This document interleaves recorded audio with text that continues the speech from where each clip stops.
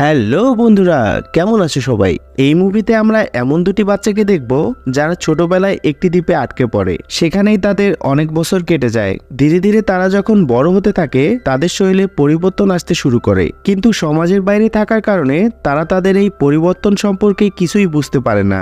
এই পরিবর্তন সম্পর্কে বোঝার চেষ্টা করতে গিয়ে ধীরে ধীরে তারা একে অপরের অনেক কাছাকাছি চলে আসে, কিন্তু তারা এ ব্যাপারেও কোনো কিছু জানতো না। তারা দুজন এখন কি করবে আর তারা কিভাবে এই দ্বীপে ভেসে গিয়েছিল, এসব কিছু জানতে ভিডিও শেষ পর্যন্ত দেখতে থাকুন। মুভির শুরুতে একটি জাহাজকে দেখানো হয় যেখানে একটি ফ্যামিলি ছিল আর সেখানে দুটি বাচ্চা ছিল। ছেলেটির নাম রিচার্ড ও মেয়েটির নাম এমলিন। তারা একে অপরের কাজিন, আর এখানে রিচার্ডের সঙ্গে ওর বাবাও রয়েছে। আর তাদের সঙ্গে থাকা এই লোকটির নাম প্যাডি। সে সবার জন্য খাবার বানাতো। হঠাৎই সে জাহাজের মধ্যে আগুন লেগে যায়। কালো ধোঁয়ার কারণে চারপাশ অন্ধকার হয়ে যাচ্ছিল। আর তখনই প্যাডি বাচ্চাদেরকে বাঁচিয়ে একটি ছোট নৌকায় করে বেরিয়ে পড়ে। তারা সেই ছোট নৌকায় সারা রাত কাটিয়ে দেয়। আর সকাল হলে এমলিন ঘুম থেকে উঠে একটি দ্বীপ দেখতে পায়। এটা দেখে এমলিন সেই রাধুনীকে জাগিয়ে তোলে। রাধুনী সেই দ্বীপটি দেখে অনেক খুশি হয় আর রাধুনী তার নৌকাটিকে দ্বীপের কাছে নিয়ে যায়। তারা যখন ওই দ্বীপে পৌঁছায় তখন তারা দেখতে পায় বেঁচে থাকার জন্য সবকিছুই এই দ্বীপে রয়েছে। যেখানে রয়েছে পান করার জন্য পানি আর খাওয়ার জন্য অনেক রকমের ফল। প্যাডি সেখানে একটি লাল পানির ডিব্বা পেয়ে অনেক খুশি হয়। আর রিচার্ড সেখানে একটি কঙ্কালের মাথা খুঁজে পায় আর সেটা সে প্যাডিকে এনে দেখায়। কঙ্কালের মাথাটি দেখে প্যাডি বুঝতে পারে তাদের আগেও এখানে কেউ এসেছিল। এজন্য সে বাচ্চাদেরকে নিয়ে সেই দ্বীপের অন্যদিকে চলে যায়। আর সেদিন রাতেই প্যাডি বসে লাল পানি খাচ্ছিল। আর তখনই প্যাডি দূর থেকে আসা একটি শব্দ শুনতে পায়। প্যাডি যখন সেই শব্দের কাছে পৌঁছায় তখন সে একটি মাছের টুকরো দেখতে পায় যেখানে রক্ত মাখানো ছিল। এটা দেখে প্যাডি অনেক ভয় পেয়ে গিয়ে বাচ্চাদের কাছে চলে আসে আর বাচ্চাদেরকে বলতে থাকে তারা যেন এই দ্বীপে বেশি ঘোরাঘুরি না করে। প্যাডি এই বিষয়টি নিয়ে অনেক চিন্তায় পড়ে যায় যে এই দ্বীপে এমন কি রয়েছে। এরপরের দৃশ্যে তারা তিনজনই আগুন জ্বালিয়ে মজা করতে থাকে, কিন্তু প্যাডি লাল পানি খাওয়ার কারণে অনেক তাড়াতাড়ি ঘুমিয়ে পড়ে। সকাল হতেই প্যাডির ঘুম ভেঙে যায় আর প্যাডি দেখতে পারে তার লাল পানির ডিব্বাটি সমুদ্রের পানিতে ভেসে যাচ্ছে, যেটা আটকানোর জন্য প্যাডি পানিতে নেমে যায়। কিন্তু নেশায় থাকার কারণে প্যাডি ধীরে ধীরে পানিতে ডুবে যেতে থাকে। এদিকে সকালে বাচ্চারা ঘুম থেকে উঠে প্যাডিকে দেখতে পায় না, তাই তারা তাকে খুঁজতে শুরু করে। অনেক খোঁজাখুঁজির পর তারা তাকে পাশের একটি দ্বীপে দেখতে পায়। বাচ্চারা তখন নৌকা নিয়ে সেই দ্বীপে পৌঁছায় আর দেখে প্যাডি মারা গেছে। এটা দেখে বাচ্চারা অনেক ভয় পায়, কারণ এই নির্জন দ্বীপের মধ্যে একমাত্র প্যাডি তাদের দেখাশোনা করত। কিন্তু এখন তো সেই প্যাডিও মরে গেছে। তারা এখন পুরোপুরি একা হয়ে গেল। রাতের বেলা তারা দুজন গল্প করতে থাকে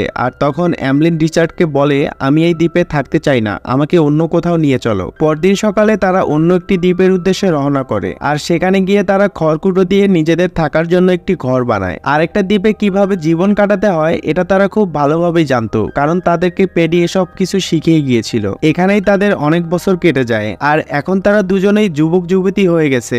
আর এই কারণেই তারা একে অপরের শরীরে কিছু পরিবর্তন দেখতে শুরু করে। এভাবেই ধীরে ধীরে তারা একে অপরের প্রতি আকৃষ্ট হতে থাকে, কিন্তু তারা এসব বিষয়ে কিছুই জানতো না, কেননা একে তো তাদের পড়াশোনা নেই যে তারা এই বিষয়ে কিছু জানতে পারবে, আর নয়তো এদেরকে এই বিষয়ে কেউ বলেছে।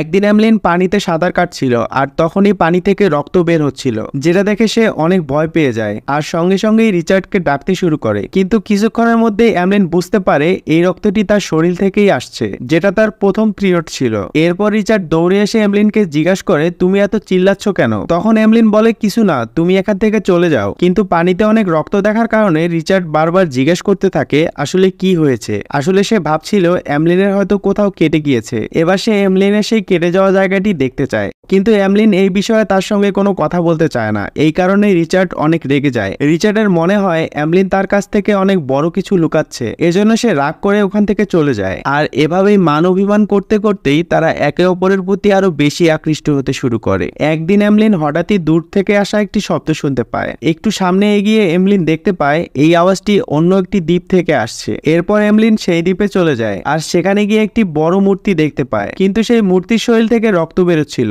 এটা দেখে এমলিন অনেক ভয় পেয়ে দৌড়ে রিচার্ডের কাছে চলে আসে আর রিচার্ডকে সে সবকিছু খুলে বলে। এমলিনের এই কথাগুলো শুনে রিচার্ড অনেক রেগে যায়, কেননা প্যাডি তাদেরকে কসম দিয়ে বলেছিল তারা যেন ওই দ্বীপে না যায়, কিন্তু এমলিন সেখানে গিয়ে প্যাডির কসম ভেঙে দিয়েছে। এ কারণে রিচার্ড তার উপর অনেক রেগে যায়। এরপর রাতে যখন তারা ঘুমায় এমলিন তার স্বপ্নে দেখতে পায় রিচার্ড পানিতে ডুবে যাচ্ছে। এই স্বপ্নটি দেখে সে অনেক ভয় পায় আর ঘুম থেকে উঠেই রিচার্ড বলে চিল্লাতে থাকে আর সঙ্গে সঙ্গেই রিচার্ড সেখানে চলে আসে। আর তখন এমলিন রিচার্ডকে বলে সে তাকে কখনোই হারাতে চায় না। এই বলেই তারা কিসমিস খেতে শুরু করে। এতেই রিচার্ডের ফিলিংস আসতে শুরু করে, কিন্তু এমলিনের এসব কিছু ভালো লাগে না, তাই সে সেখান থেকে চলে যায়। আর সকাল হতেই রিচার্ড রাগ করে অন্য কোথাও চলে যাওয়ার সিদ্ধান্ত নেয়। এমলিন তাকে আটকানোর চেষ্টা করে, কিন্তু রেগে থাকার কারণে রিচার্ড তার কথা না শুনে চলে যায়। এমলিন তার রাগ ভাঙানোর জন্য তার পিছে পিছে যায়, কিন্তু সে পিছন থেকে দেখতে পারে রিচার্ড পাথরের ওপারে কি জানি করছে। এসব দেখে এমলিন কিছুই বুঝতে পারে না। যখন এমলিন রিচার্ডকে ডাকতে শুরু করে তখন রিচার্ড অনেক রেগে যায় এবং তাকে এখান থেকে চলে যেতে বলে।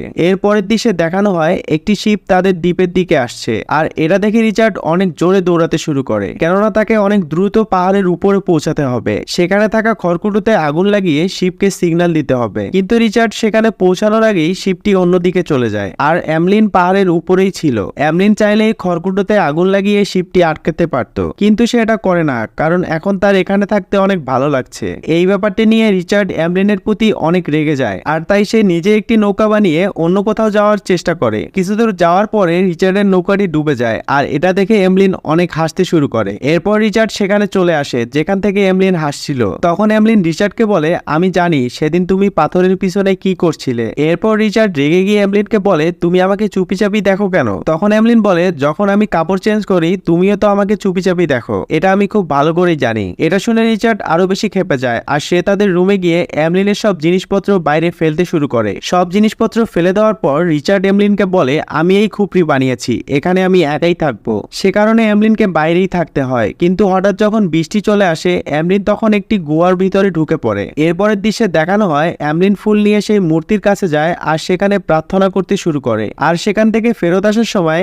এমলিনের পায়ে একটি বিষাক্ত মাছের কাঁটা আটকে যায়। এদিকে রিচার্ড এমলিনকে অনেকদিন দেখতে না পেয়ে তাকে খুঁজতে শুরু করে, আর শেষমেশ তাকে সেই গুহার ভিতরে খুঁজে পায়। রিচার্ড সেখানে যাওয়ার পর দেখতে পারে এমলিন অনেক অসুস্থ হয়ে পড়েছে। এরপর এমলিন তাকে সব ঘটনা খুলে বলে। এরপর এমলিন রিচার্ডকে বলে, আমাকে সেই মূর্তির কাছে নিয়ে চলো। রিচার্ড সেখানে যাওয়ার পর এমলিনের জন্য প্রার্থনা করতে থাকে, বলতে থাকে এমলিনকে তাড়াতাড়ি সুস্থ করে দাও। কিছুদিন পরেই এমলিন পুরোপুরি সুস্থ হয়ে যায়। এরপর রিচার্ড তাকে তার সঙ্গে নিয়ে আসে, আর এখন তারা আগের মতোই একসঙ্গে থাকতে শুরু করেছে। একদিন তারা দুজনে একসঙ্গে বসে কথা বলছিল, আর তখনই তাদের দুজনের মধ্যেই ফিলিং চলে আসে, আর তখনই তারা তাদের প্রথম মিটটি করে নেয়। তারা বহুদিন থেকে যে ফিলিংসটি নিয়ে ভাবছিল আজকে তারা সেটা উপভোগ করেছে, আর এরপরে তারা দিনের মধ্যে বহুবার করে সেই ফিলিংসটি নিতে থাকে, কেননা তাদের এই বিষয়টি অনেক আনন্দ দিচ্ছিল। আর এভাবেই তাদের এই দ্বীপে আরো কিছু সময় কেটে যায়। একদিন রিচার্ড লক্ষ্য করে এমলিন তার থেকে দূরে সরে যাচ্ছে, আর তখন রিচার্ড এমলিনের কাছে এসে বলে, তুমি কি আমাকে এখন ভালোবাসো না? তখন এমলিন বলে, সেরকম কিছু নয়, আমার শরীরটা অনেক খারাপ লাগছে, আমার মনে হচ্ছে আমার পেটের ভিতরে কিছু রয়েছে। এরপর এমলিন রিচার্ডের হাতটি তার পেটের মধ্যে রাখতে বলে। রিচার্ড তার পেটের মধ্যে হাত দিয়ে বুঝতে পারে পেটের ভিতর কিছু একটা নড়াচড়া করছে।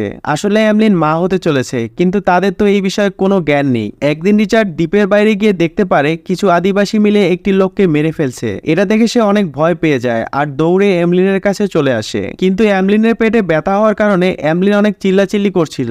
এরপর রিচার্ড তাকে সান্ত্বনা দিতে শুরু করে, আর তার কিছুক্ষণ পরেই এমলিন একটি বাচ্চার জন্ম দেয়। এই বাচ্চাকে দেখে তারা অনেক খুশি হয়, আর বাচ্চাটিকে নিয়ে তারা তাদের ঘরে চলে আসে। কিন্তু কিছুক্ষণ পরেই বাচ্চাটি চিল্লাতে শুরু করে। তাদের মনে হয় বাচ্চাটির হয়তো ক্ষুধা লেগেছে, তাই তারা তাকে ডাবের পানি খাওয়ানোর চেষ্টা করে। আসলে তাদের এই বিষয়ে জ্ঞান ছিল না যে এই সময় বাচ্চার মায়ের বুকের দুধ প্রয়োজন। আর বাচ্চাকে কান্না করতে দেখে এমলিন তার বাচ্চাকে কোলে নেয়, আর বাচ্চা তার নিজের খাবার নিজেই খুঁজে নেয়। এই বাচ্চাটি একটি ছেলে বাচ্চা ছিল, আর তারা তাদের নাম রেখে দেয় প্যাডি, কারণ তারা প্যাডিকে এখনো ভুলতে পারেনি। এই বাচ্চাটিকে নিয়েই তারা এই দ্বীপে ভালো সময় কাটাতে শুরু করে, আর এভাবেই আরো কিছু সময় কেটে যায়, আর বাচ্চাটিও অনেক বড় হয়ে যায়। একদিন রিচার্ড অন্য একটি দ্বীপে যায় যেখানে তারা প্যাডি সহ প্রথম এসেছিল, আর সেখানে তার ছোটবেলার জিনিসপত্র দেখে সে তার ছোটবেলাকে অনেক মিস করতে শুরু করে। এরপরের দৃশ্যে এমলিন তার বাচ্চাকে নিয়ে নৌকায় করে কোথাও যাচ্ছিল, কিন্তু কিছু দূর যাওয়ার পরে তাদের নৌকা থেকে একটি বৈঠা পড়ে যায়, যেটা তারা অনেক চেষ্টা করেও ধরতে পারে না। আর এভাবেই তাদের নৌকা অনেক দূর চলে যায়। উপায় না পেয়ে তারা রিচার্ডকে অনেক জোরে ডাকতে থাকে,